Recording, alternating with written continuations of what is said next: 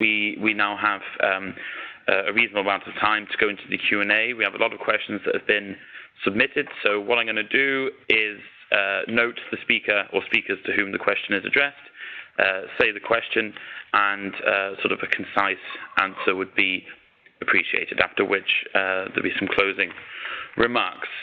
So the first question is for Rahana. Rahana, are you there, calling Luxembourg? I'm there. I can hear Lovely. you. Yeah. So the first question is, how can EDUGAIN and eIDAS cooperate? Yeah, thank you for your question. That was in my closing slide, that EDUGAIN is a very large federation, and it is one which is really where the take-up of eIDAS can really be impactful. Now, in the EDUGAIN network, you necessarily will have universities who are going to have some experience in this coming year. Today it's a bit early because it's the first. The projects are going to be selected. They will be starting in the next 3 months, and the first results and the first lessons learned, we'll know them in a year's time. So within EDUGAIN, you can have this exchange of knowledge and of experience of those who have taken part in the eID projects. And secondly, we will also know from the Commission side, we will have these lessons learned that we will be able to inject in the coming months and to guide how we are going to cooperate with EDUGAIN.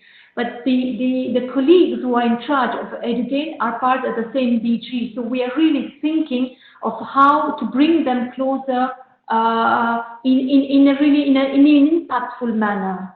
I cannot tell you precisely that is how we are going to do, because we are starting, but it is really part of our priorities. Wonderful, thank you very much. Staying in Luxembourg, perhaps, is Carlos there? Yes, I'm here with Rihanna. That's why you see my name when she's speaking. Wonderful. Carlos, the second question is, could you introduce the CEF grants and how it can support eID for students? Yes, sorry. First of all, let me introduce myself, because I haven't done so. I'm Carlos Gomez. I'm also based in Luxembourg, Rihanna, and I belong to the DG Connect, but my unit is Stage 4, which is the unit responsible for the e-government and trust. So we are the unit that are dealing with the eIDAS regulation and all the implementation from the policy side. So having said that, as it has been said during this webinar, we have the goal of supporting the eIDAS implementation through different instruments, and one of them is the CEF program. And the CEF program in the past financed the setting up of the nodes by member states, and that was the first call. And after that, it was financing the connection of services to the eIDAS node, so that service providers could take advantage of the foreign eIDs, right? So in that sense, some of the projects that were presented, that were awarded, included services from universities. We have now the call for this year, 2017, that is currently under evaluation, so we cannot disclose at this time which projects have been selected and what is the actual context of this project. But as a novelty for this call, the relationship between the eID and the academic world was strengthened by means of requesting this connection with the student card. And also in the next call, this probably we may also mention the initiative connecting the eID and the academia world will be also strengthened through the next work program from CEF, eID. Carlos, thank you for that. Do you know when the evaluation process will end this year? We don't know for sure, but we hope that it will be soon. Okay, wonderful. Thank you very much, Carlos. The next questions are for Alice. We've clustered here the questions just to try and sort of keep the conversation on track. So the first one is to what extent can nationally issued eIDs be reused in the national domain? Are there any legal limits in the member states? And as a sort of follow-up or a second question, where can one get more information about identity and attribute providers' integration with notified eID? Thank you, Tom. So for the first part, fortunately for the legal aspect, I cannot answer, but from a technical perspective, once the notified ID scheme is connected to the system, can be used in all services who are connected to the infrastructure. As mentioned, for the notified ones, actually the services who belong to the public sector have to accept that notified identity scheme. So the domain and actually the technology used is not, it doesn't matter. So it's supposed to be technology neutral. Of course, on terms of which services are connected to the node, it's the member states' sovereignty to decide what are the services connected. So for any questions of situation status in your member state, we have a page on CEF Digital which has a single point of contact, the cooperation network, which is responsible of the member states, for which we encourage you to get in touch. And the second one was on the where to get more information about identity attribute provider integration with notified ID. So if I understand correctly, on integration with notified ID. So the notified ID is an identity provider. I don't know, in terms of the regulation, is called an identity scheme who's connected.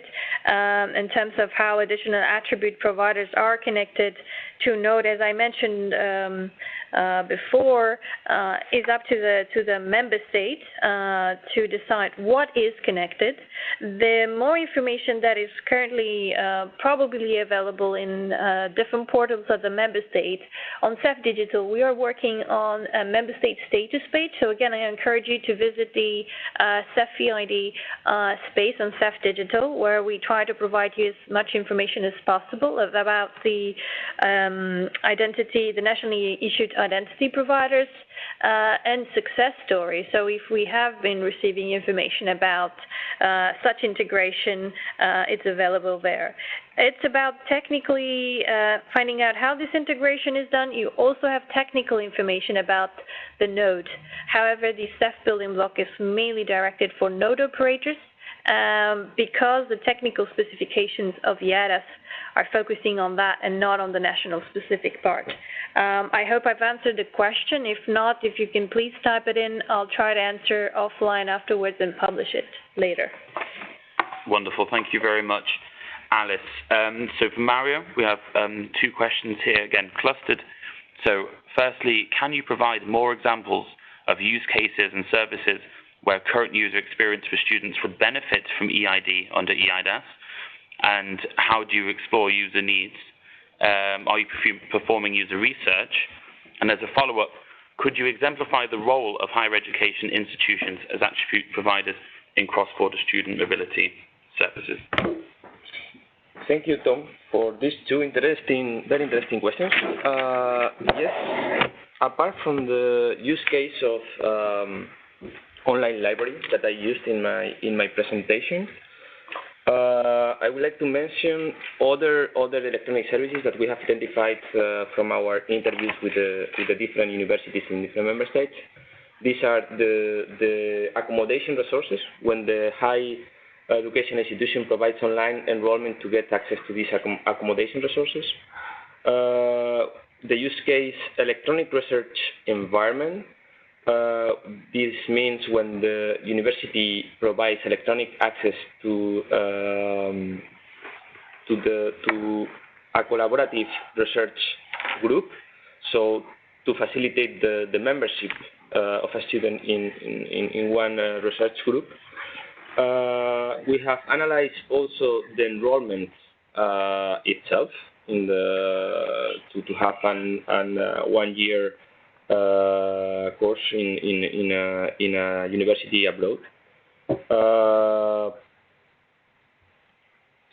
Then we have analyzed also the Wi-Fi.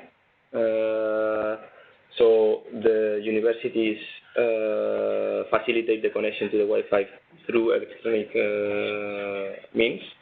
So these are a few examples that you will find in our study. And the second question was if I can exemplify, yes, the higher education institution as a tribute provider.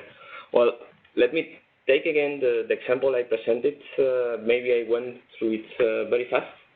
But in that example, we had a Spanish student who wanted to go, who wanted to consume a service in a Polish university. This Polish university is considered service provider, and when Paco goes there or access the electronic service in the University of Poland, this university doesn't know anything about Paco. Who knows about Paco is the university in Spain in which Paco was originally enrolled. And this university in Spain is actually the attribute provider, because this entity has the information about Paco that is worth it to share with the university in Poland, so Poland can have a better view on Paco's information, meaning what is Paco coursing in Spain, what is the identifier, the education identifier of Paco, what is the email of Paco if I want to send him relevant information. What is the mobile number of Paco? I'm taking just some examples from the table I presented before. What is the mobile of Paco if I want to say to send him a verification code through a SMS? I don't know, these kind of things. But those were my answers, Tom. Wonderful, thank you very much. I'm just checking through our list of questions now. As I prepare to wrap up, there's no more questions coming in from participants. Okay. So by way of wrapping up, I would just like to note that there is the European Commission, in conjunction with the member states, is conducting user research, sort of user experience research.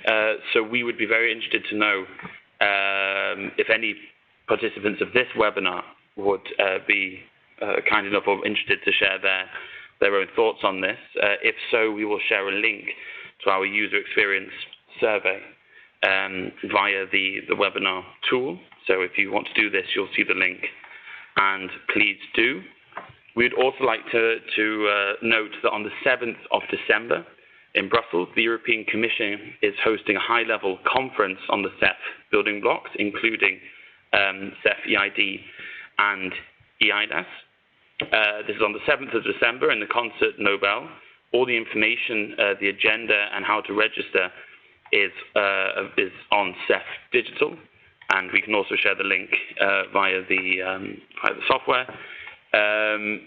It's a free event to participate to. It's a mix of high-level political interventions from the Commission level, as well as concrete showcases from private sector bodies and member states of how the building blocks, so eID and the other building blocks funded through the CEF program, are making cross-border digital services a reality in Europe. So I really recommend to all of you to have a look at the agenda on our website of this event. I think it looks to be really quite interesting. As sort of house rules and logistics goes, a reminder that we have recorded this webinar, but we will publish only the presentations, only the sort of extracts of presentations, and the Q&A will also be made public. So unless any of my colleagues have anything else to add, I'd like to thank again our speakers for taking the time to present, and I'd like to thank all of the participants who took the time this morning to join us. And there will be a satisfaction survey, which is also being shared through WebEx. So please just take a few minutes because it helps us obviously refine our performance and make sure these webinars, hopefully, ideally, offer the best possible results. So thank you everyone for your time and wish you all a pleasant afternoon.